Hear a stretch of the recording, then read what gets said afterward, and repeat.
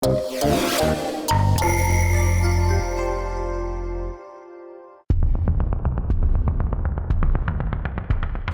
знаходзімся ў горадзе Ірпінь, гэта прыгарад Кіева, і ён разам з такімі гарадамі, як Буча і Гастомель, Ворзель, апынуўся вельмі хутка падчас паўнамаштабнага ўварвання у зоне баявых дзеянняў.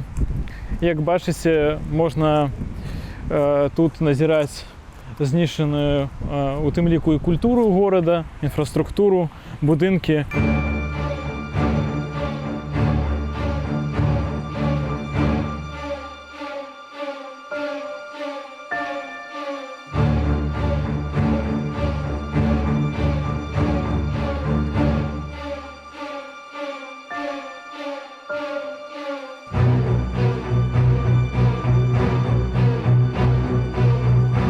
Беларусы прыняли свои першыя баі якраз такі в Бучі і в Ірпіні. Дзякуючы гераізму украінскіх ваяроў, гераізму таксама нашых пабрацімаў, Ірпінь і Буча зараз деакупаваны і хутка аднаўляюцца.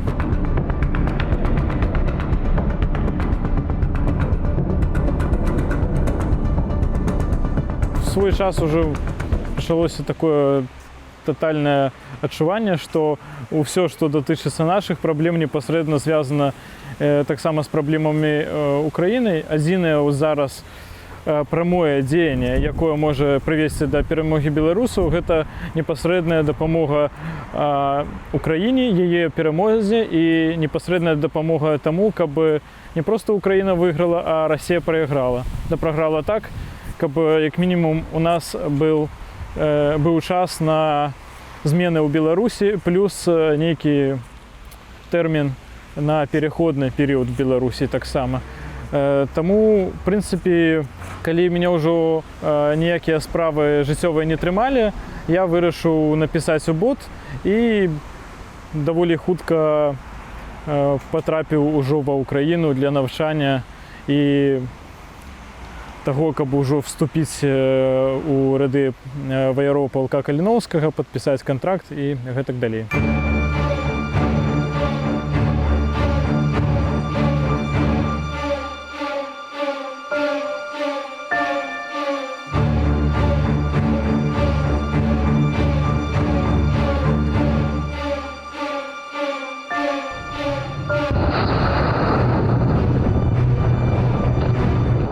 У свой вольны час, які ў мяне, вядома, є, я займаюся, як і заўсёды, в прынцыпе, тэмай урбаністыцы, гэта мяне захапляе. Я нават пачаў падрыхтоўку да вступу, спадзяюся, што да вступу мы і пераможам як беларусы і дапаможам Украіне перамагчы. Я хочу, каб прыклад аднаўлення гарадоў Украіны, ён не проста паказаў то, што можна перамагчы такое зло, як Расія, як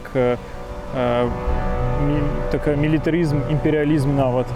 А тое, што мы зможам правільна перарабіць гарады, па якім прайшлася ў свой час савецкая будаўнічая машына, якая знішчала архітэктуру таксама, як Савецкі Саюз і Расія знішчала заўсёды нашу культуру.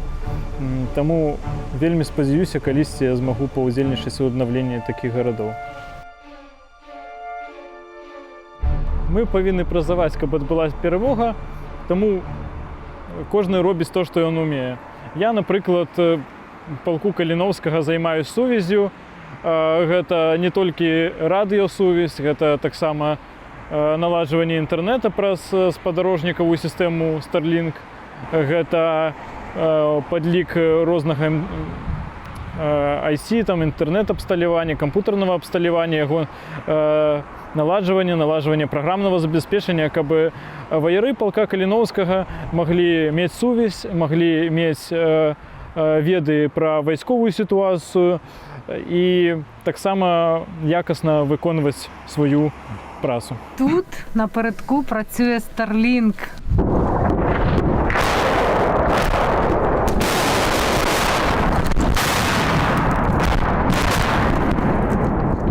Із тих розных аперацый, в якіх я приймав удзел, больше за все, напевно, 90% часу, який я був у зоні таких бойових дзеянняў, гэта бахмутскі кірунак. То бок я як сувязіст не быў у самім горадзе Бахмут, але непадалёк таксама займаліся тым, што дзежурылі. То бок усе там розныя радыёперамовы між нашым полком, ваярамі нашего полка, а таксама іншымі ваярамі іназемнага легіёна мы апрацоўвалі.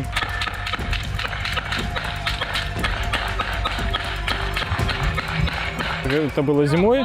Напрыканцы зімы даволі такія складаныя былі ўжо баі абарончыя за Бахмут. Вясной бліжэй да лета я налагоджваў сувязь з артылерыстамі батальёна Літвін. Яны файна насыпалі па оркам са сваёй французскай 120-го з французскага мінамёта. Было з імі вельмі цікава у гэтым удзельнічаць. Таксама побач з Бахмутам Часов Яр.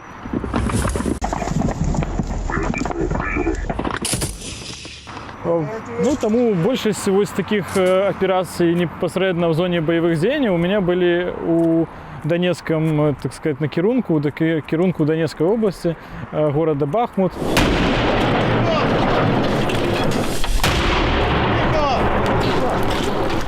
Зараз я сувязіст в механізіраванай роце падтрымкі.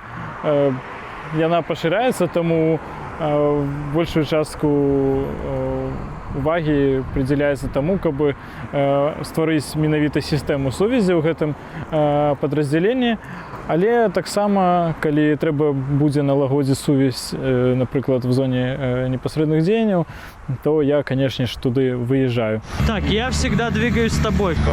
Понял. Ты со мной? На вайне конкретно не хапае, думаю, гэта відавочна стабільнасці. То бок ты ніколі не ведаеш, дзе ты будзеш завтра, што ты будзеш рабіць, ввогуле, які будзе парадак дня, парадак рэчэй, ці будуць у себя з сабой в наяўнасці нейкія там прылады і гэтак далей.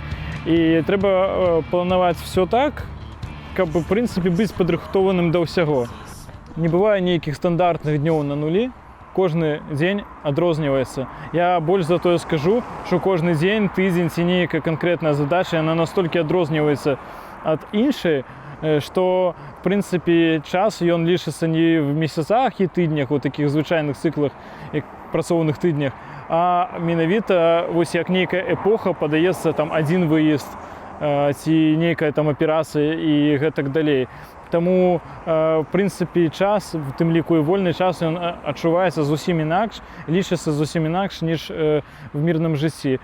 Ваяры вольны час займаюцца хто чым любіць, то бок у тым ліку ваяры шмат нават у вольны час робіць такіх рэчэй, каб стаць больш удасканалым у сваёй справе, насамрэч, але ніхто не забараняе, напрыклад, таксама пачытаць нейкую кніжку пра гісторыю Беларусі ці, напрыклад, нават пагуляць у камп'ютарную гульню і гэтак далей. То бок ваяры маюць адпачываць, каб утрымліваць добры псіхалагічны стан.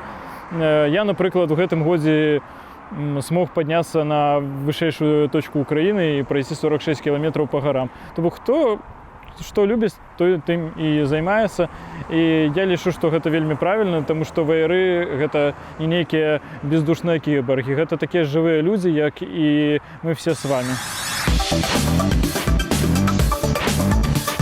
За гэты год я змяніўся ў добры бок, на маю думку. Па-першае, я ўжо казаў, што в вайне час ён адрозніваецца. Ты не так адчуваеш час, як у мірным жыцці.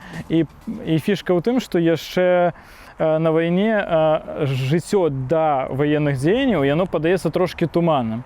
У мяне, было, не хочу там давацца вялікія падрабязнасці, даволі складанае было, і мне заўсёды флэшбэкі і розныя такія цяжкія сітуацыі з былога яны навісалі над маёй псіхікай, зараз не. Зараз я памятаю, што гэта было, але яно надо мной не давлее. Пачынаем агляд 3 ідыёцкіх інавацый у галіне грамадскага транспарту. В Беларусі я таксама нейкі час займаўся гарадскім актывізмам. змагаўся з забудовай аднаго з сквераў у Рэчыцы. Ну, гэта было ў 19-м, пачатку 20-го года. Вядома, што ў 20-м годзе я бы сабе не прабачыў, калі б я не паўдзельнічаў у падзеях, якія насамрэч, пры тым, што мы не дамагліся сыходу Лукашэнкі перамогі, насамрэч яны абудзілі шмат правільных працэсаў у нашым грамадстве. Я з першага дня, з 9 жніўня до 25 кастрычніка, если не кожны дзень, а часам па некалькі разоў на дзень выходзіў на пратэсты. 25 кастрычніка мяне затрымалі гвалтоўна на вуліцы Арловскай, калі быў штурм. І далей праз тыдзень пасля таго, як выйшаў сотняў, да мяне прыйшлі ператрусам. Тады я лёс не тэставаў і як мага хутчэй паехаў спачатку в Киев, потым жыў у Варшаве і таксама падтрымліваў беларускую справу ўжо там. Один айс латте і одно капучино. Картка? Так, так. Не бойцеся нічога, не бойцеся ўступаць у шэрагі ваяроў палка Каліноўскага, гэта не так страшна. Ёсць не толькі нейкія штурмавыя, акопныя ваяўнічыя насамрэч вакансіі. Вы можаце рабіць адносна грамадзянскія рэчы, пры тым дапамагае Украіне і Беларусі наблізіцца да перамогі. Але гэта, в прынцыпе, такое нічога не баяцца не толькі сэнсе палка Каліноўскага. Перамогу робіць дзеянне, а не словы. І я думаю, нам трэба больш думаць пра дзеянне, думаць пра нашы перамогі былога, ніж пра тое, як нас жахліва прыціскае рэжым ці акупавала Расія. Рабіце, не бойцеся і тады пераможаце.